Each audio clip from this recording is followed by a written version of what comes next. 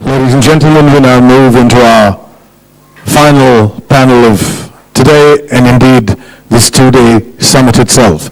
Making the most of the fast-evolving secondaries market. That's what the final panel is going to discuss. Our moderator for this panel is Managing Partner, Stanwich Advisors. I give you Mr. Charles Doherty, Managing Partner, Stanwich Advisors.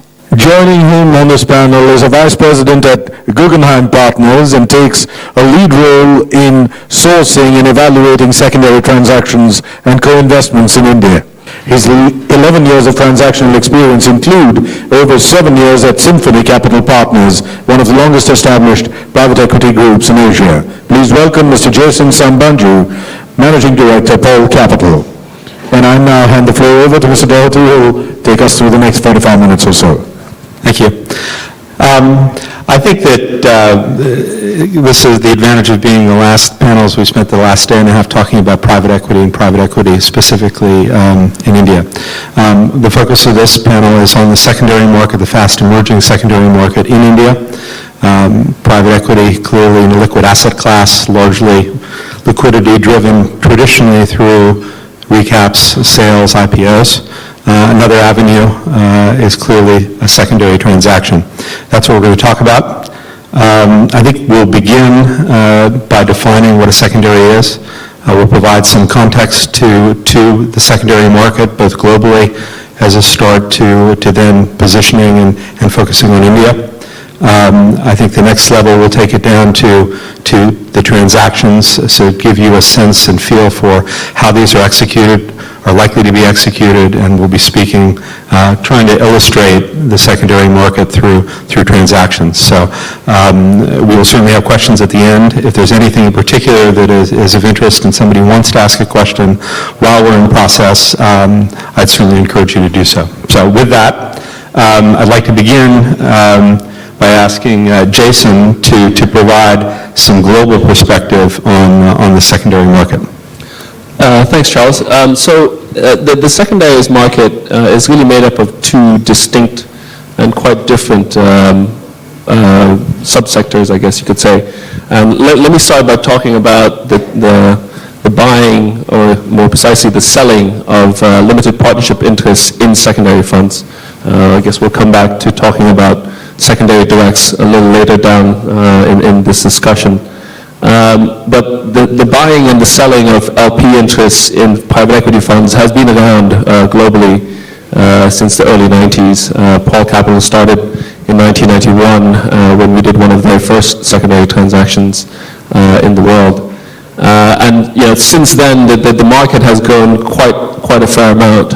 When you look at the market last year in 2000, well, actually maybe not 2011, but if you look at 2010, about $25 billion worth of LP interest traded through the secondary market globally. The vast majority of that being in the US and in Europe, with a smattering of LP interests in Asia.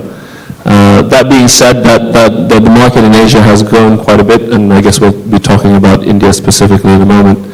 But when you look at how the secondary market has evolved over time, it has evolved generally with increasing deal flow. And if you look at total fundraising in the last, I guess, 10 years, and specifically in the 2005 to 2008 vintages, which is really, I guess you could say, the vintages which are primed for secondary transactions going forward, because that's the point at which secondary transactions typically occur, is when a fund is in its fourth or fifth year. About $2 trillion worth of private equity money was raised globally. And if you take the metric of about 4 or 5% of any fund typically trades through the secondary market over its lifetime, $2 trillion translates to some pretty big numbers in terms of how much private equity secondary deal flow there could be going forward. So I think that's a global context. I think here in Asia, we've been here in Asia since August 2007 on the ground with the opening of our Hong Kong office. But, we have been buying LP interests in this part of the world since the late 90s. And in fact, the very first transaction we did was in India. It's a growing market in Asia, and certainly it's a market that we think has has developed quite a bit, and you can see that by the the simple way you can see that it's growing is the fact that we're here, Guggenheim, my colleague over there, they do secondaries, and so our other peers, Collar Capital, Lexington, and the like, have set up offices in Asia, and some of the large global fund of funds like Harbour Partners, Pantheon, they also do secondaries as an adjunct to their main business, which is their fund of funds primary investments. So hopefully that provides some context in terms of what the market looks like. I think I often get the question of why do LPs sell their positions in a fund?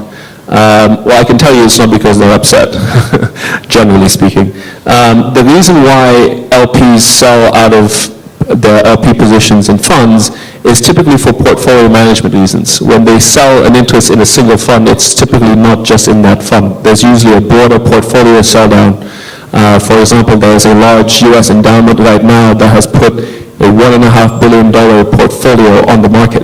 They're putting that portfolio on the market not for any other reason than the fact that they have a $5 billion portfolio and they want to basically manage that portfolio down, simply because when you have to manage 200, 300, maybe even 400 or 500 LP positions, that's a lot of positions to manage.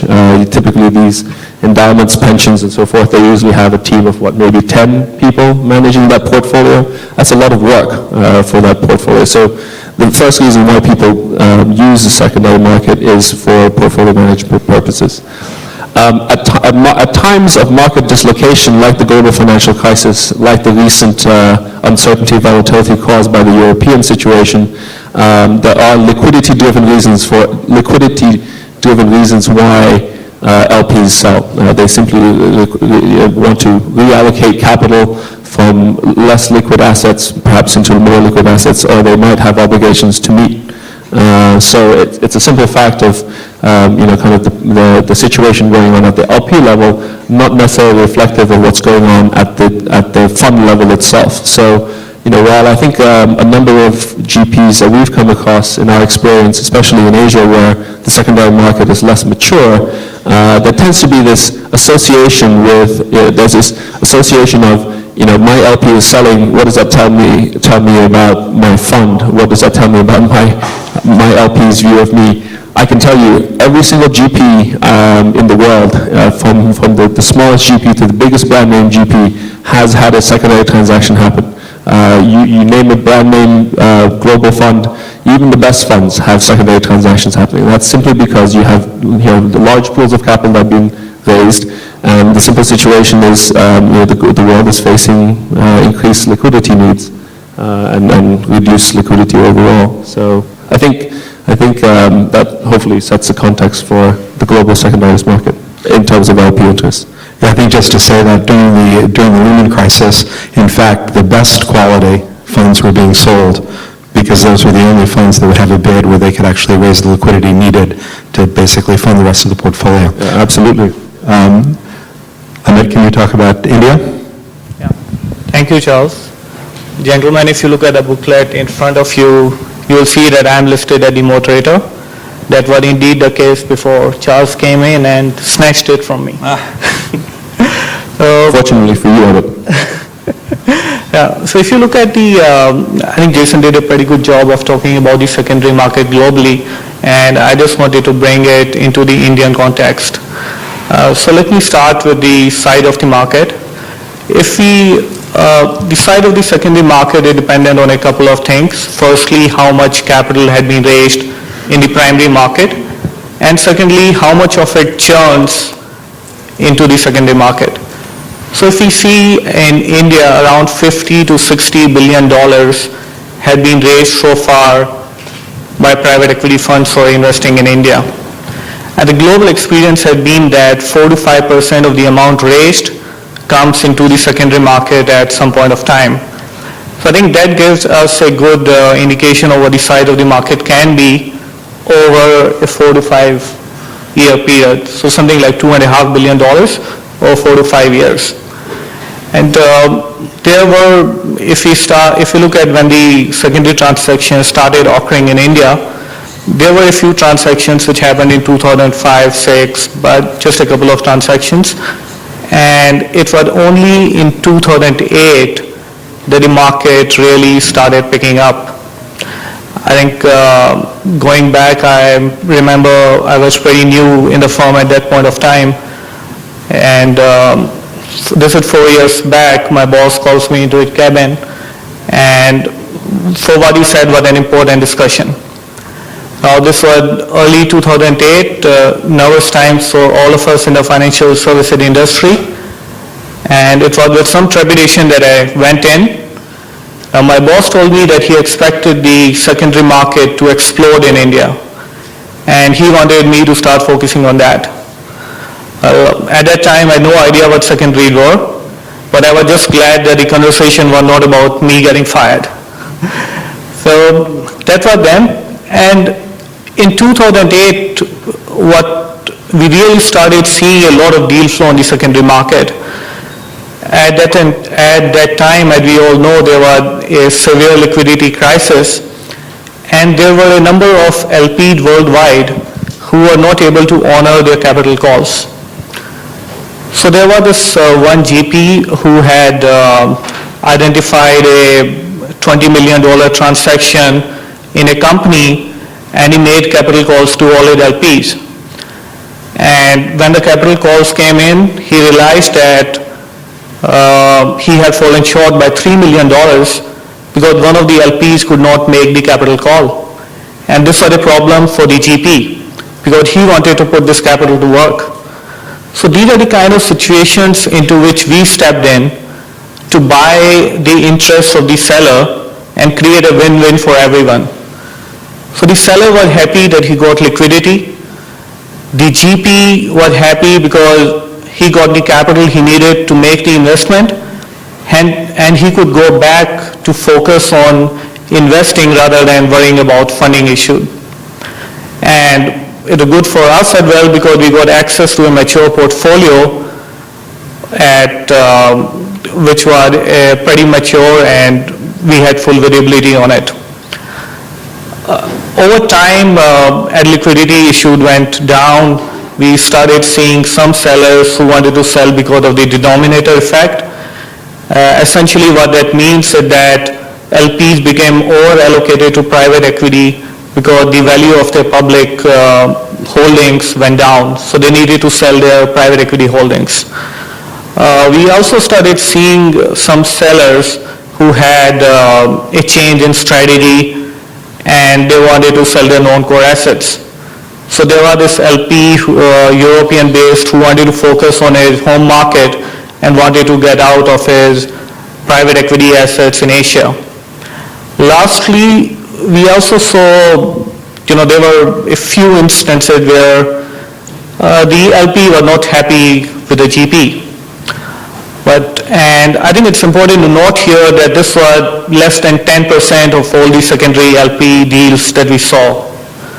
And even in those cases, it was mainly to do with departures at the top level of the team or style drift, and less to do with performance. And I think the secondary market in India is evolving, and it continues to grow every year. And what we are, I think Charles, one of the things we wanted to focus on was how this is broken down into different kinds of funds. So we have seen secondary in traditional growth, private equity funds, venture capital funds, real estate funds, infrastructure funds, and just I think the main difference that comes up here is the way we analyze them.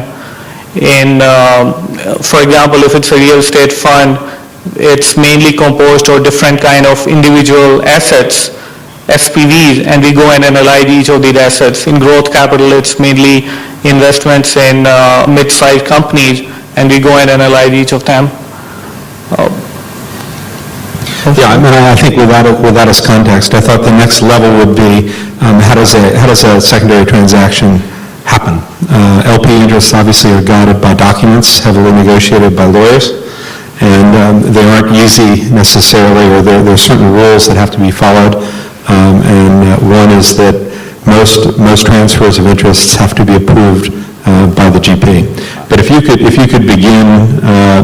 begin again, Amit, to take us through how a secondary transaction is executed, and if you could speak to it from the GP's perspective. So I think after the seller and the buyer have come together and agreed to work on the transaction, the buyer tends to look at the portfolio to see, the value in that portfolio.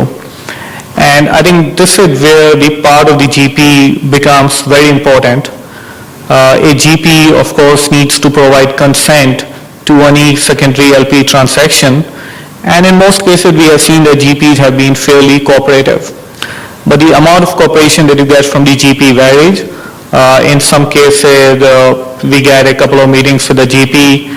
In other cases the GP is very helpful, very transparent, and helps us provide information on each of the individual portfolio companies. So I think a GP can make or break a transaction based on how much he helps in the transaction. And what we have seen is that in some cases, this is especially true in the first couple of years in the secondary market in India, that the GPs tended to look at secondary transactions in their fund in a negative manner. And I think we had to spend a fair time in educating them that a secondary doesn't really reflect on the quality of your fund. I think in India over the last 4 to 5 years we have seen a secondary in nearly every fund. And I think it's just a fact of life that you need to live with. And I think rather than worrying too much about it, I think the best way is to facilitate the transaction and just get on with it. Yeah, and I think that also most people, when they're looking at portfolios being sold, will focus on those portfolio companies that are going to drive the performance of the fund. Right? If you have 10 portfolio companies left in the fund, there may be 3 that are larger and are going to drive it, either on the upside or the downside. So I think that somebody who's evaluating from a purchase standpoint the secondary is going to focus there. I think certainly in the United States you also see people bringing in experts. So in other words, they'll want to meet with the GP and they're going to say, okay, we want to focus on this, we want to meet with the companies, we'd like to meet with the management. Those are requests. In some cases they're denied. People are prepared to sign NDAs, but they really want to understand what they're buying. And they want to have the same access that one of your LPs would have. So the LPs get traditionally the reporting, they go to annual meetings, but they have a good opportunity to talk to the GP, to the management teams, to really understand what's in the portfolio. It's also frequently you'll see experts brought in. If it's a healthcare fund, you'll have people in that profession that understand the nuances. If it's in defense and aerospace, you may have engineers or people from the government in terms of understanding the regulatory hurdles that people have to go through, et cetera. So it can get quite detailed. And at the end of the day, if I'm a GP, I want smart LPs, and so that process shouldn't scare a GP off. With that, I'd like to ask Jason to speak to how secondaries in general can benefit a GP. Yeah, I think this is an important, thanks Charles, I think this is an important nuance about the secondary market, which I think people often forget, that there are really 2 levels where GPs can benefit from secondaries. And let me talk about the first reason, which is, again, talking about the buying and selling of LP interests. The fact of the matter is, private equity, as Charles, you pointed out, is an asset class. And if there is a secondary market in an asset class, it will, by virtue of the fact that it's more liquid, it will attract more capital into that market. So the fact that the secondary market exists in theory, and I think we've seen this certainly in the US and certainly in Europe in the secondary, private equity secondary space, but if you look at stock markets, I mean, at the end of the day, they're just secondary markets as well. And the more liquid a stock market is, the higher the valuations typically are. And so, in our view, our institutional view is that as the secondary market evolves in Asia and in India specifically, you're going to see additional capital flows coming into the markets simply because LPs know that if, for whatever reason, for portfolio management reasons, or if they decide to change strategy, or they have liquidity needs, they can exit through the secondary market. That in itself should drive more primary capital coming into the market. So rather than resist, as Amit very correctly points out, rather than resist the secondary market, I think, and of course this is a self-serving comment, I think we should all embrace it. But yes, that's clearly self-serving. The second thing, though, about the benefits of secondaries is that in addition to doing, the way we define our business is if there's a portfolio of assets that we can acquire and there's a GP who's there to manage that portfolio of assets, that to us is a secondary deal. In the simplest form, that is buying an LP interest. But as we'll discuss shortly, there are a lot of other different forms of secondary transactions that directly benefit GPs. I think, Jason, I would just like to add one more benefit which GPs can get in a secondary transaction. And so by helping an existing seller in their fund, providing liquidity to him, getting a buyer for him, the GP is essentially getting a new LP in, and potentially the LP can also help him in his next fund by making a primary commitment to his next fund. It's a new relationship. Yeah. Now we're going to switch gears a little bit. We've spoken about secondaries largely driven by limited partners selling their interests. The other side of the secondary market is actually focused on the GP. And the first part deals with at the tail end of a fund. A fund is maybe through its investment period, halfway through its harvest period, or maybe past its 1 and 2 year extensions. And the GP is getting pressure from LPs to sort of wind it down, sell the remaining interests regardless of their value, and or the GP does not want to go through all the administrative reporting for what's left. That's called a wind down, and I'll ask Amit to comment on that, how that works, examples, and please. Yeah. Thanks, Charles. And we have seen how the same thing evolved in the US private equity market as well. At a private equity fund near the end of its term, we have seen that there might be a couple of companies that are still left in the fund. These can be essentially be good companies, but just that you need more time to exit these companies. And time is something you do not have because you need to round up the fund. The LPs want to return the capital to them. And so these are cases where these are the kind of secondary directs that we look at. So we come in and buy the couple of assets that are still remaining in the fund, provide liquidity to the manager who can then in turn return capital to their LPs. And because we have a time horizon of 4 to 5 years, this is good for the company and it gives them another 4 to 5 years to maybe go for an IPO or a strategic sale or whatever. In those sort of transactions, I mean, would you keep the same GP to manage that? Because or would you guys manage it yourself? I think that depends.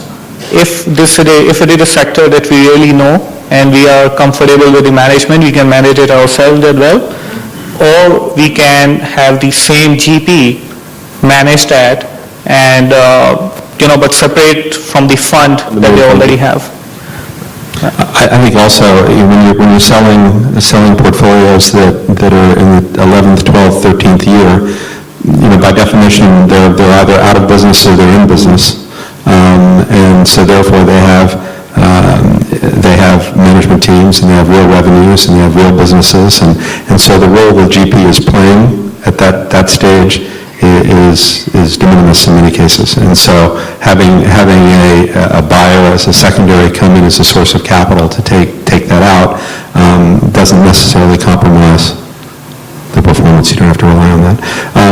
Jason, can you speak a little bit about the front end and how that opportunity manifests itself and the role that secondary can play?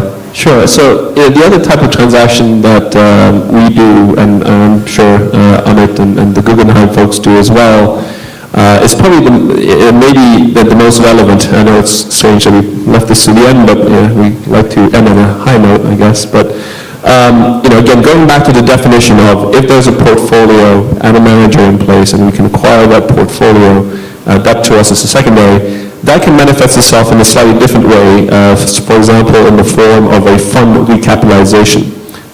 We often call them annex funds. What does this mean? What do these entail?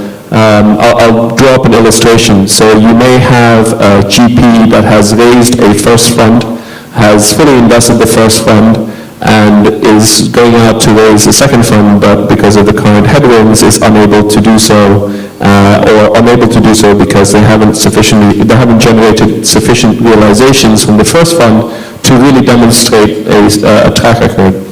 In those instances, what we can do is we can come in and attach an annex fund to that existing fund, get a backward-looking interest into the existing portfolio, and that new capital can be used by the GP either to make new investments or to make follow-on investments in the existing portfolio. In a sense, you can almost think of it as growth equity for private equity funds. I kind of call it growth equity for growth equity funds. And we think that these sort of situations we've actually started to see a lot of, especially in Asia, where I think, again, when you look at the time when funds were being raised in large amounts in India as well as in China, in that kind of 2005, 6, 7, 8 time frame, these are the funds that would have come already, that are probably now fully invested. The GPs have, and the GPs are now kind of raised fund 2, or maybe it might be fund 3, in probably the worst fundraising environment that we've ever seen, and some of my colleagues will probably attest to that. So this is a way, setting up an annex fund is a way of keeping yourself relevant in the market, because you don't want to switch off your deal-making activity. Enables you to support your portfolio companies as they grow and they mature. And if anything, this is the time that you want to have that extra capital to be able to put into your portfolio companies, rather than having to go to another private equity fund who may either dilute you or kind of squeeze you out of a portfolio company. So we think these annex funds are quite a special case, and we're actually getting quite interesting. We're getting quite a bit of interest in these sort of annex funds. These annex funds can also be combined with partial liquidity for LPs. So in some instances, we'll combine an annex fund with buying out a portion of the portfolio. That portion of the portfolio typically will be managed by the same GP. But in so doing, by taking out a portion of the portfolio, you then create liquidity in the main fund that can be distributed out to LPs and create, again, liquidity for LPs. So, I guess, and there are many ways to skin the cat, and I'm sure we can sit here all day and think of different ways of skinning the cat, but I suppose what you could say is, if you apply the same logic to private equity funds that private equity funds apply to their portfolio companies, you can see that there are many different ways of iterating what we do as a secondaries firm, and how we can really add value to GPs. I think the last part that I think we want to talk about in terms of the market, and then we can open up to questions or go into details or any further detail on any of the topics we've talked about, is the idea that secondary players can play in corporate spinouts. Clearly, banks have had private equity teams that they've built over the years. Industrial groups in this country and elsewhere around the world have private equity efforts, and the managers of those efforts either decide they want to spin out with a portfolio. In many bank cases, banks, because of regulatory and capital requirements, are having to get out of the private equity world. And Jason and Paul Capital was part of a consortium that in April of 2011, together with Harbor West, LGT, and Axiom, bought bought the $400 million portfolio of Bank of America Merrill Lynch, Asia. And maybe it'd be helpful if you could speak a little bit about that and how it came to you, how you looked at it, the types of things that you looked at it, how it was structured. Sure. Yeah, so that transaction was the first of its kind in Asia, but in our 20-year history, we've actually done 23 of these types of transactions. We actually help. Charles and I share a mutual, common ancestry in having worked at Deutsche Bank, and we in fact also helped the Deutsche Bank private equity team that's now called Mid-Ocean Partners spin out of Deutsche Bank. So these sort of transactions, and I think over time, especially out of U.S. and European banks, but now increasingly so out of Asian banks and corporates, you see corporates and banks building private equity portfolios, direct investments funded by balance sheet money. And as Charles was alluding to, you have a whole host of regulatory reasons why banks especially are starting to get out of private equity. You've got the Volcker Rule, which limits a bank's balance exposure to private equity to 3% of a fund and or the lesser of 3% of a fund or 3% of their Tier 1 capital.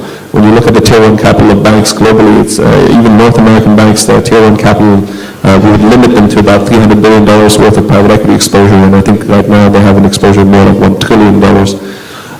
So in those instances, you have banks that are constrained in terms of their ability to support private equity programs, and typically within these captive bank teams, you have young, motivated, and very keen investment professionals who are looking to deploy capital.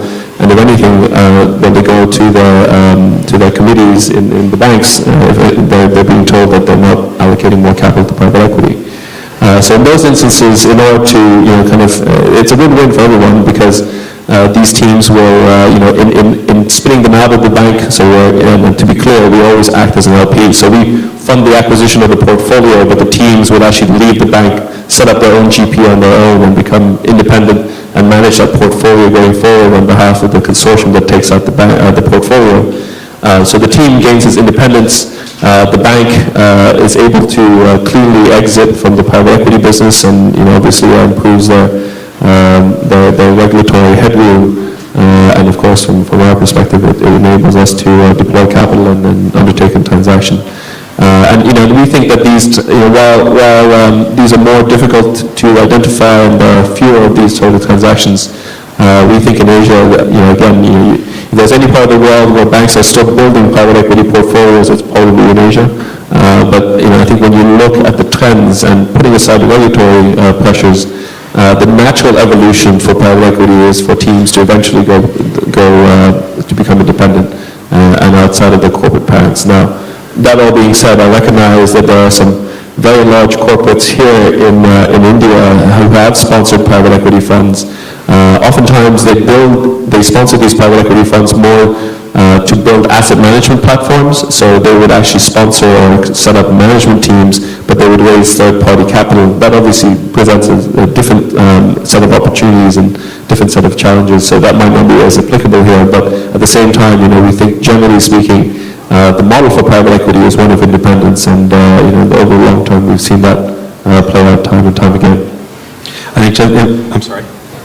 I think Jason, just in continuation of that, some other kind of secondary deals that we have seen in the Indian market involve taking a listed fund and making it private. I think a lot of funds, private equity funds, were set up as listed vehicles a few years back, and the shareholders expected more liquidity, which they didn't get, and some of them then look at selling the portfolio so that they can get liquidity back. And we have seen cases where we have an opportunity to take out the entire team with the portfolio and take control, and the seller, basically the listed shareholders, they get liquidity today, which they might get 5 to 6 years later on. I think just to make a comment, and I do have a fundraising hat somewhere in the room, so I think the first thing is that when you do these corporate spin-outs, there are lots of motivations organizations, either the team wants to leave and doesn't want to work for the entity anymore, or in the case of many banks, they have to leave. The first part is pricing the current portfolio, and that's done. I think most groups that are thinking about spinning out should go to whoever's buying it, a secondary player or what have you, and ask for an assurance that they will also put some fresh capital or make fresh capital available to fund the existing portfolio, as well as, frankly, to give them some runway in terms of the next fund. So I think you certainly see the precedent in the United States where groups will spin out and the portfolio will be purchased, and then there will be a commitment from the secondary buyers to fund the next leg of investments. So that's important. Absolutely. And I think you can certainly assume that. But anyway. Yeah, I think we have done a transaction like that where we have recapitalized a fund and put in more money, added some more assets to the fund to create a larger, more liquid vehicle. This was an AIM-listed fund that we worked on this transaction for. Talk about that later because that sounds interesting. Yeah, it is interesting, but sadly, due to corporate policy, we can't really talk about it in a lot of detail. But we took a AIM-listed private equity fund focused on infrastructure, added some more assets to it, and to get it to a larger size, added more capital. So I think that created a win-win for everyone, the fund and the shareholders, and for us. I think with that, we've done a lot of the talking up there. Are there any questions that anyone has?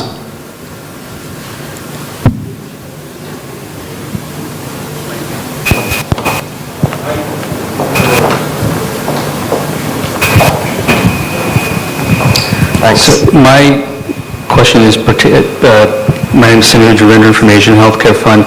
My question is pertaining to the secondary transactions as it pertains to LP stakes. What generally is the size range around those types of transactions? Is there a minimum that you plan? Is that directed to Amit and myself? Either of you? Yeah, I mean, we have our last fund was 1.7 billion, so for us it's difficult to look at transactions where deployment is less than 20 million. But, we recognize that, with the Asian market and the Indian market as well, being less mature and LP interests being smaller, we'll sometimes look at smaller ticket sizes than that. And we don't really have a maximum because usually when we start to get larger and larger deals, it's quite easy for us to syndicate to our own LPs or indeed with some of the partners we work with. I think for us, we look at secondary LP transactions starting from at small at $5 million and so sweet spot at $5 to $20 million. And as Jason said, if it's a big deal, 2 or 3 of us get together and do it. I think you're talking about in these two cases big institutional players. Paul Capital is one of the largest, most successful secondary players in the world. So it costs them a lot of money to pick up the pencil and do the numbers on a large portfolio. But what you do see in the United States anyway is that there are a lot of LPs that will say, if anybody wants to sell, please, as an LP, give us the first crack. In other words, if one LP wants to sell the interest in one fund versus an endowment or a foundation, repositioning their entire portfolios, there are LPs that will be interested in buying that. And in many cases ask for the right of first refusal. They obviously know the asset because they own it, they like it, and they want to add to it. So that's also a potential source of liquidity away from these big institutional funds. Charles, it's actually quite an unusual thing because this is actually a much more complex system and business than doing a typical primary LP in a fund. When you're buying the whole portfolio versus when you're buying into the jockeys, effectively as GPs. The thing that we kind of struggle with in your side of the world is, it sounds like this is more specific around sectors, so we kind of understand the skills that are involved in secondary spaces to be more sector specific, perhaps asset allocation, and exit, so harvest-oriented mindsets in the business, and we'd love to hear some of the views in, two of the experts who are sitting on the panel alongside you, and how you think about this relative to, say, GP. And the second piece is, for an Indian context, aren't you really only going to find a predominantly group of underperforming GPs to buy off, or GPs who, for succession reasons, are finding it difficult?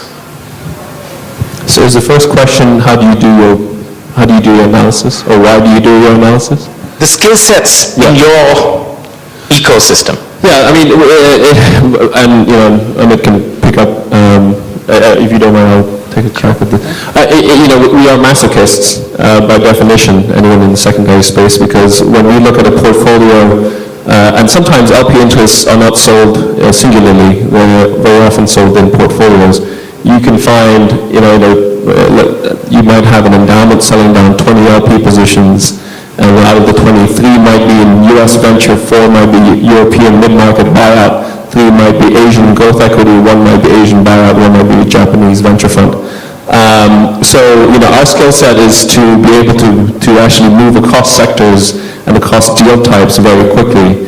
Now, I myself was prior to joining Paul Capital, I made growth equity investments in Asia, and actually I did quite a few deals in India as well. But yeah, the skill set is very specialized. It is very focused on exit, because that's ultimately how we build up our valuations. We just look at, the way we price a fund is we look at every single line in the fund, i.e. every single investment in the fund. We take our best guess of what the exit value will be. We overlay the fund economics on top of that, and then we put those cash flows through an appropriate underwriting, and voila, you have your price. Of course, there's a lot of labor behind that, but that's kind of how we do our work. And I think in terms of our skill sets, we are by definition, we have to be generalists, and we have to be able to wear many hats so that we can understand the venture model as much as we understand the buyout model, and also understand the environment for all those different sectors and all those different types of investments. So we're generalists in the extreme, you could say. And I think speaking for us, we are India specialists. India is all we do. And so you're right, the transactions can be very complex. If a GP friends think they're doing due diligence on one company stuff, imagine having to do it on 10, 15 of them at the same time. And I think the way we have handled it, we have built our team around sector expertise. We have people in our team who have industry experience in infrastructure, someone in financial services. I myself have 6 years operating experience in the technology industry. So that's the way we tackle that. But and also Charles said that when we are looking at portfolio, we tend to focus on the larger investments or the investments that we think can really move the NAV. And then to your second question of, do you have a selection bias, i.e. that the GPs, the LP positions that get sold down tend to be in the underperforming GPs? As I said at the beginning, that's not true. You'll be surprised. I don't want to name names, but I can tell you that every time we see a portfolio sell down, and I think a portfolio sell down, globally speaking, because we have a common investment committee that meets every week with all 35 of our investment professionals. We probably see a portfolio sell down every 2 weeks. And in every one of those portfolio sell downs, you will find at least one of the big 5 global brand names. I'm not going to name names. You're going to see every single one of the big names all the time. And in terms of Indian private equity, as I said, and it's true of Asian private equity in general, I have seen every single GP in being sold down, every single one, without exception. Better quality, top quartile, second quartile. In fact, if anything, we tend to see less of the lesser known GPs, because they're the ones who may have not attracted institutional investors who tend to use the secondary market. Jason, I will second you on that we have seen all kinds of GPs for secondary transactions, including top quartile, bottom quartile, whatever. Any other questions? Okay, thank you very much. Appreciate it. Thank you, Charles. Thank you, Charles.